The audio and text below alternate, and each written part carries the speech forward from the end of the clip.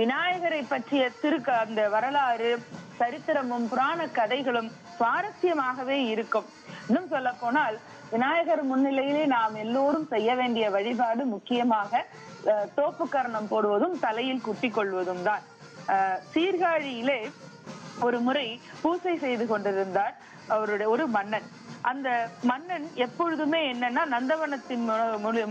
நந்தவனத்தை வைத்து அங்கே பராமரித்து வந்த மன்னனாக இருக்கிறான்.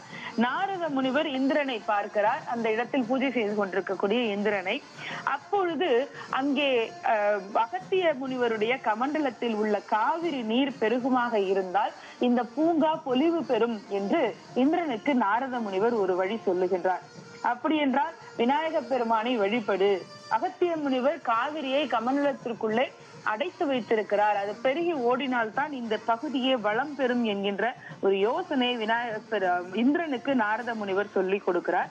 அதன் பிறகு இந்திரன் விநாயகரை வணங்கியதால் தான் அகத்திய முனிவருடைய கமண்டலத்தை ஒரு காகத்தின் வடிவம் எடுத்து வந்து அப்படி அதை தட்டி அந்த நீர் பெருகக்கூடிய அந்த செயலை செய்தார். அப்படி அவர் பெருக்கிய அந்த இடம்தான் குடகு. அந்த குடகு மலையிலே காவிரி ஆறு பிறங்கிறது. அதன் பிறகு அது வரிசையாக வந்து நம்முடைய தமிழகத்தை சோழ வளநாட்டை வளம் செய்கிறது என்று நம்முடைய வரலாறும் புராணமும் சொல்லுகிறது. புராணங்கள் வேறு, வரலாறு வேறு இல்லை. புராணங்கள் காலத்திற்கு முந்தியது, வரலாறு காலத்திற்கு பிந்தியது, அவ்வளவுதான். புராணங்களிலே இருந்த அந்த செய்திகளுடைய தொடர்ச்சியாக இன்றைக்கும் நம்முடைய பகுதிகளிலே எத்தனை ஊர்கள், எத்தனை திருப்பாடல்கள், தெய்வங்களுடைய திருக்கோயில்களை நாம பார்க்கிறோம் இல்லையா? அப்படி அவர் செய்த அந்த மிகப்பெரிய செயலினால் தான் அவர் ஒரு சிறுவனுடைய வடிவத்தில் வருகிறார் விநாயக பெருமான் அந்த இடத்திலே. அகத்திய மாமுனி இப்படி ஒரு செயலை செய்து விட்டாயே என்று தன்னுடைய கையால் அவருடைய தலையிலே கொட்டுவதற்கு கையை ஓங்குகிறார். கையை ஓங்கிய நொடியில் தான் அது விநாயக பெருமான் என்பதை அவர் காட்சியின் மூலமாக தெரிந்து கொண்ட பிறகு அகத்தியர் பெருமானே உன்னையா நான் கொட்ட வந்தேன் என்று சொல்லி தன்னுடைய சிரத்திலே கொட்டி கொண்டார். அப்படி கொட்டி கொண்டதன் பிறகுதான் இப்படி இரண்டு பக்கமும் நம்முடைய அந்த தலையிலே இரண்டு பக்கமும் இருக்கிற சுழி இருக்கும் இடத்திலே கொட்டி கொள்வோம் இல்லையா? அப்படி செய்பவர்களுக்கு புத்தி பலம் அதிகமாக கிடைக்கும் என்பதை அருளி செய்கிறார் விநாயக பெருமான். இன்னைக்கும் கூட மருத்துவ உலகத்துல பாத்தீங்கன்னா நம்முடைய உடலினுடைய எல்லா நரம்பு முடிச்சுகளும் சேரக்கூடிய சில இடங்களிலே நம் தலையினுடைய இந்த கண்களுக்கு பக்கத்துல இருக்கக்கூடிய இரண்டு அந்த முடிச்சுகள் இருக்கக்கூடிய இடம்தான். அந்த இடத்தை இப்படி தூண்டுவதன் மூலமாக நமக்கு உணர்ச்சி, நரம்புகளுடைய உணர்ச்சி நல்லபடியாக செயல்பட்டு அறிவு வளர்ச்சி, புத்தி கூர்மை நிறைய வரும் என்பதை இன்றைக்கு மருத்துவ உலகம் சொல்லி இருக்கிறது. ஆனால் நம்முடைய ஆன்மீக உலகம் இதை ஒரு வழிபாடாக, ஒரு விளையாட்டு போன்ற ஒரு கதையோடு சேர்த்து சொல்லும் பொழுது இது எளிமையாக எல்லோருக்கும் போய் சேர்கிறது. இப்படி விநாயகருடைய அந்த சரித்திரத்தில் நாம் மிகப்பெரிய அளவிற்கு உணர்ந்து கொள்வதற்கு நிறைய செய்திகளும் இருக்கின்றன. கேட்பதற்கு சுவாரஸ்யமான நிறைய கதைகளும் இது போல இருக்கின்றன. இதே போல விநாயகருடைய அந்த திருவுருவம் பார்த்தீங்கன்னாலே நல்லா தெரியும். என்ன அழகான ஒரு உருவம். இந்த உருவத்தை ஒரு நொடி நம்ம மனசுக்குள்ள நினைச்சுக்குவோமே. எப்படின்னா அந்த யானை முகம் இரண்டு தந்தங்களிலே ஒன்று ஒடிந்த நிலையிலே இருக்கிறது.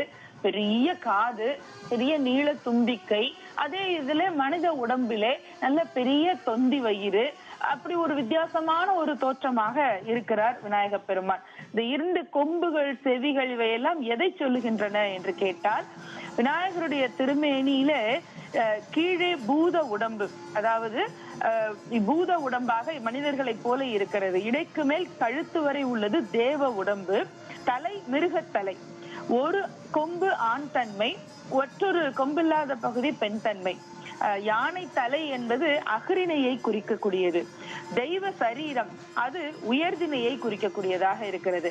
இப்படி எல்லாம் சேர்ந்து அந்த திருவுருவம் விநாயகருடைய வடிவமாக இருக்கிறது. சுருக்கமாக சொன்னால் பூதம், தேவர், விலங்கு, ஆண், பெண், உயர்தினை, அக்ரிணை எல்லாமுமாய் விளங்கக்கூடியவர் விநாயக பெருமான். யானையை அடக்கக்கூடிய கருவிகள் பாசமும் அங்குசமும்.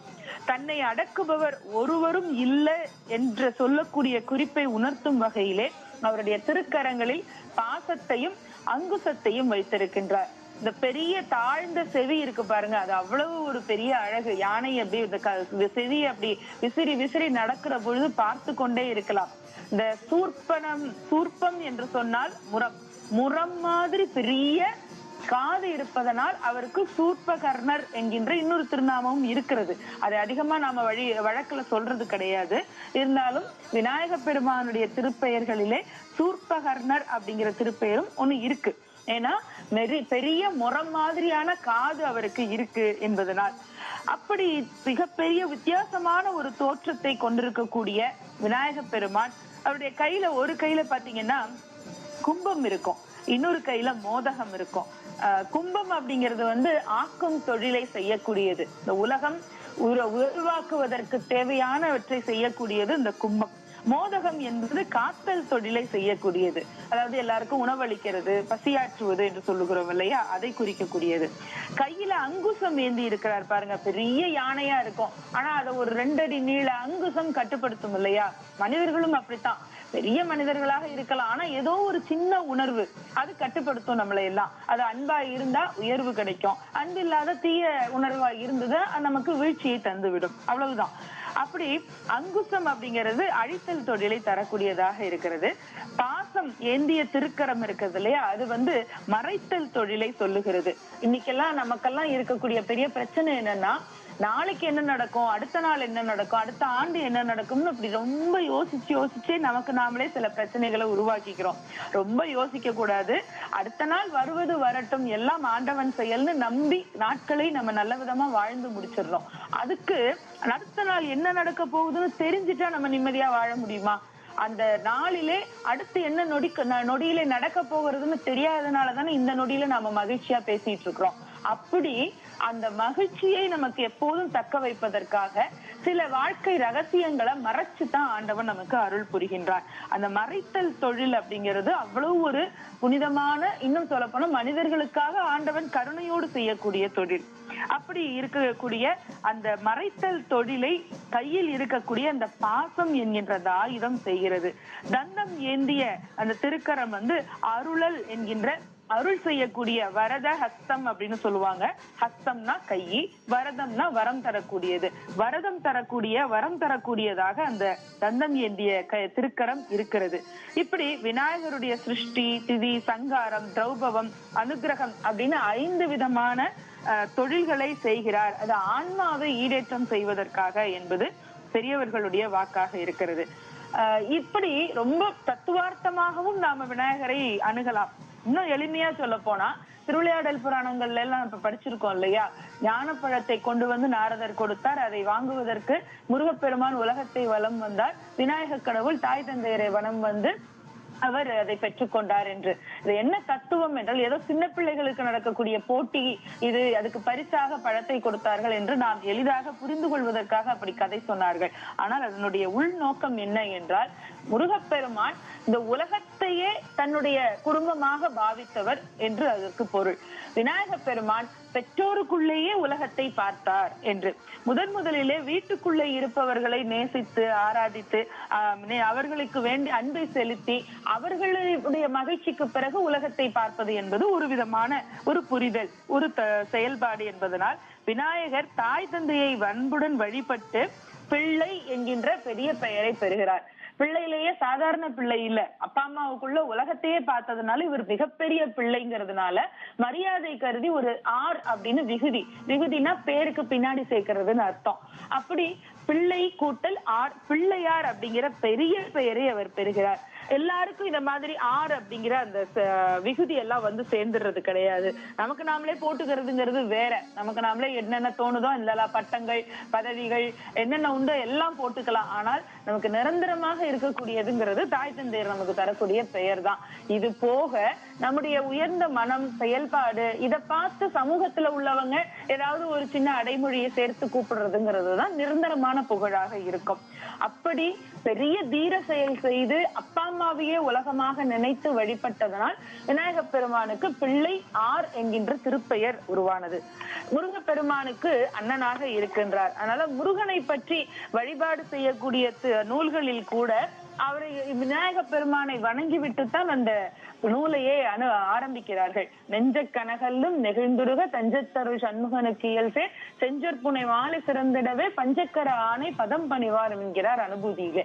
அப்படின்னா நெஞ்சத்தை போல கல்லாக இருக்கக்கூடிய நெஞ்சம் கல்லாக இருக்கிறது, அந்த கல்ல கனிய வைக்கக்கூடிய பாடல்களை நான் தரப்போறேன். யாரை பத்தி தரப்போறேன் அப்படின்னா முருகப்பெருமானை பத்தி தான் நான் தரப்போறேன். ஆனா அந்த பாடல் சிறந்து விளங்குவதற்கு பஞ்சக்கர ஆணை பதம் பணிவாம் என்று பாடுகிறார் என்று சொன்னால், எந்த காரியத்தை ஆரம்பிக்கும் பொழுதும் அதுக்கு முன்னால விநாயகரை வழிபட்டு செய்யறது அப்படிங்கிறது நம்முடைய மரபு. கபிலதேவ நாயனார் என்கின்ற அருளடியார் அவரும் அருகாக ஒரு பாடலை சொல்றாரு பாருங்க. திரு ஆக்கும் செய்கருமம் கைகூடும் செஞ்சோர் பெரு ஆக்கும் பீடும் பெருக்கும் உருவாக்கும் ஆதலால் வானோரும் யானை முகத்தானை காதலார் கூப்புவர் தம் கை என்று. நமக்கு என்னெல்லாம் வேணும் இந்த உலகத்துல வாழறதுக்கு? அதாவது செல்வம் வேணும், செய்யக்கூடிய காரியங்கள் கை கூடி வரணும். நம்ம என்ன முயற்சி பெருசா பண்ணினாலும் கூட அமையறது அப்படிங்கிற ஒரு வார்த்தை சொல்லுவாங்க இல்லையா, அப்படி அமையணும். வாரியார் சுவாமிகள் ரொம்ப அழகாக சொல்லுவார். நான் படிச்சிருக்கலாம், அவர் சொற்பொழிவுகள்ல மேடைகள்ல அடிக்கடி சொல்லுவாரு. நிறைய புத்தகங்களை வாசிச்சிருக்கலாம், செய்திகளை எல்லாம் தெரிஞ்சிருக்கலாம், இதிகாச புராணங்கள், வேதங்கள், உபநிஷத்கள் எவ்வளவோ அப்படியே கசடர கற்றிருந்தாலும் கூட ஒரு ஊர்ல இருந்து இன்னொரு ஊருக்கு புறப்பட்டு சொற்பொழிவுக்காக பயணம் பண்ணி ஒரு வாகனத்துல வரலாம், மேடை ஏறலாம், ஒலி வாங்கி முன்னால உட்காரலாம், அன்பர்கள் எல்லாரும் சுற்றி நின்று கைத்தட்டி ஆரவாரம் செஞ்சு நமக்கு உள்ள மரியாதையெல்லாம், மாலை மரியாதையெல்லாம் எல்லாம் செய்யலாம். ஆனால் ஒலி வாங்கி முன்னால உட்கார்ந்தா வாயை திறந்தா குரல் வரணும், பேசுறதுக்கு நினைவு வரணும். இந்த ரெண்டும் இருக்கு பாத்தீங்களா, அந்த இடத்துலதான் ஆண்டவனுடைய சூக்ஷ்மம் இருக்கு. அப்படி நமக்கு என்ன செயல் நம்ம செய்யறதுக்காக போறோமோ அந்த இடத்திலே அதை கைகூட்டி வைப்பது அப்படிங்கிற ஒரு அருள் செயலை செய்யக்கூடியவன் விநாயக பெருமான். இனி செல்லும் இடமெல்லாம் செய்தி. தந்தை டிவியின் வாட்ஸ்அப் சேனலை ஃபாலோ பண்ணினா செல்ல இருக்கும் இடமெல்லாம் செய்தி. இதோ QR கோட், இப்பவே ஸ்கேன் பண்ணுங்க, ஃபாலோ பண்ணுங்க.